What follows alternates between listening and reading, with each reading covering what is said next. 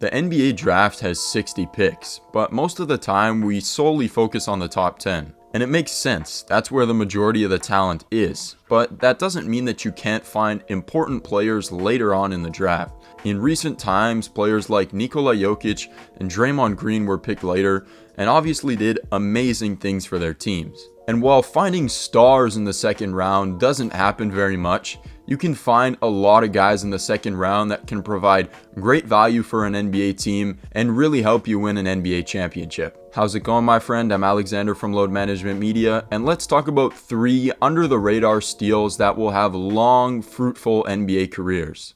The first player who's an under-the-radar steal is Sissoko out of the G League Ignite program. Sissoko was drafted 44th overall by the San Antonio Spurs in the 2023 NBA draft, and he's got the potential to be the perfect versatile 3-and-D wing in the NBA. Sissoko is a 6'8", 200-pound wing who's got some of the best athletic ability in this draft. He's super quick and he can get upstairs with some of the best guys in this entire draft. And with that athleticism comes his ability to play defense. He's got really good instincts and he just has general high IQ and great feel for the game of basketball. And although CD only shot 30% from 3 last year, he's got a pretty nice jumper, and that's something that should develop over time. He should start to knock down a lot more 3-point jump shots. Sissoko was supposed to go in the late first round, early second round, but he fell all the way to 44th. I'm not sure why, but it really doesn't matter. Now that the Spurs have Victor Wembanyama, they should be looking to surround him with high IQ players that can shoot and defend and just have really good feel for the game, and CD Sissoko is definitely somebody who fits that mold and will be that in the future. Another player who looks like they can really have a long, productive NBA career is UConn forward Andre Jackson. Jackson is a 6'6" forward who was drafted 36th overall by the Milwaukee Bucks, and he's exactly the kind of young energy the Bucks really need. Jackson is someone who has a unique combination of athleticism and passing ability. In transition or in the half court, he pretty much dunks on anybody, and his passing ability can be felt in these exact same areas. Whether it's in transition, he can find a guy leaking out, or in the pick and roll, he can make the right read with his passing. He's also an elite defender. Being 6'6", athletic, with a 6'10" wingspan, he's hard to get past. It's that simple. Really, the only downside of his game is that he has virtually zero jump shot.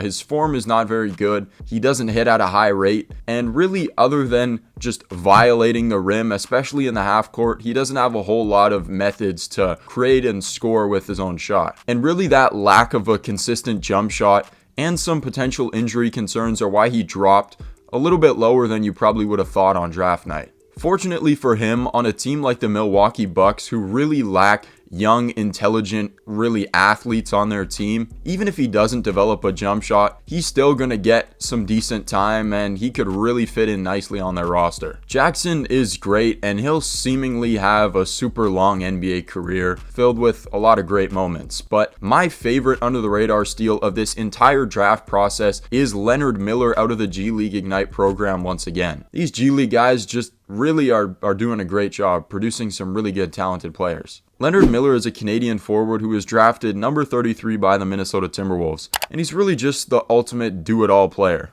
If I'm being honest, Miller can do pretty much everything on the NBA court, and a lot of those things at a really high level. He's a really good defender now, guarding 1 through 4 pretty comfortably. He can finish at the rim with his left and his right hand. He can handle the ball even a bit. He played point guard in high school, and his jump shot is not that horrible. It's not great, but he's able to hit shots at a decent rate right now. Miller even has some of the craziest measurables in this entire draft. 6'10", 210 pounds with a 7'2" wingspan. That's pretty nuts. Right now in the NBA, Miller will still be a little bit raw, but he's really going to impact the game right away. Somewhere between a mix of Jared Vanderbilt and Bruce Brown is what I project his role to be, maybe in the NBA in his first few years in the league. Just a guy who you can stick out on the court and he's going to make plays to help you win games. But really in the future, he could be a guy that is a point forward, handling the ball and making reads out of the pick and roll and in transition, and locking down your best player and switching on to pretty much everybody on your team. And if he gets a jump shot, bro, forget about it. He's going to be unbelievable, and he's going to be somebody that you really wish you would have picked. In Minnesota, he can really fill out some of their front court depth that left with that Gobert trade, and he should get minutes right away. And in 5 years' time, Miller could be one of the most impactful players in this entire NBA draft. Thank you for watching. I hope you enjoyed. If you want to see some more consistent original NBA content talking about everything there is to talk about in the NBA related world, then this is the place for you. I'll be putting out at least one new piece of NBA content a week, so if that interests you, consider hitting a like and a sub. And as always, stay rested. See you in the next one.